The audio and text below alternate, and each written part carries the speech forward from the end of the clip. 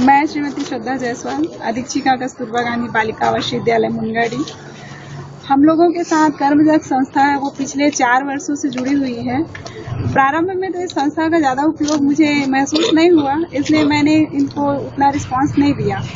लेकिन जैसे जैसे इनका कार्य क्षेत्र बढ़ते गया, हमारे बच्चों के साथ इनका अटैचमेंट बढ़ते गया, इनके कार्यकर्ताओं के द्वारा जिस तरीके से जिस विधि से कार्य किया जा रहा था वो काफ़ी प्रभावशाली था।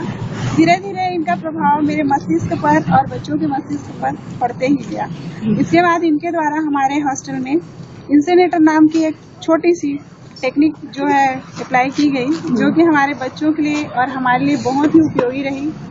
और दूसरी तरफ इन्होंने मेरे बच्चों को मॉरल सपोर्ट देना शुरू किया। इनके कार्यकर्ता जो थे, जो आती थी मैडम दीदी लोग, उनके द्वारा हमारे बच्चे धीरे धीरे उनसे घुलने मिलने लगे।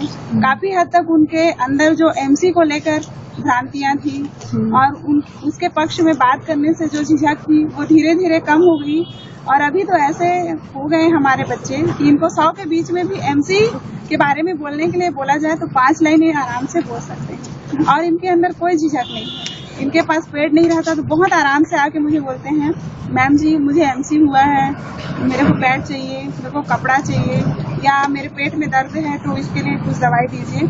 तो ये सारे चीज़ का रिस्पांस मैं कर्मदक्ष संस्था से जुड़े हुए उनके कार्यकर्ताओं को और कर्मदक्ष संस्था को देना चाहूँगी। और इसके लिए मैं अपने बच्चों के तरफ से और पूरे संस्था की तरफ से जो लोग हमसे जुड़े हैं उन लोगों को धन्यवाद देना चाहूँगी।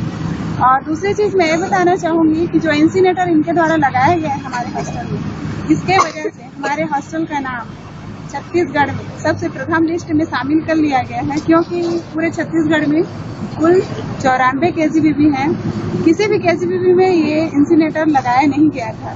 जब से मैंने राज्य स्तर पर इस इंसिनेटर के बारे में चर्चा की है तो राज्य सरकार ने भी इस ओर अपना ध्यान आकृष्ट किया है और सभी छात्रावासों में इंसिनेटर लगाना कंपलसरी कर दिया है, ताकि वातावरण को स्वच्छ रखा जा सके, लड़कियों को इस माहौल से अवगत कराया जा सके कि जो पेड़ हम बाहर फेंकते हैं वो वातावरण के लिए काफ़ी हानिकारक है।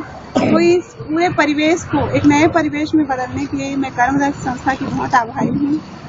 और जो भी उन्होंने किया जिसकी वजह से मुझे राज्य स्तर पर इनाम मिला, उसके लिए मैं उनको बहुत बहुत धन्यवाद देना चाहूँगी। Thank you.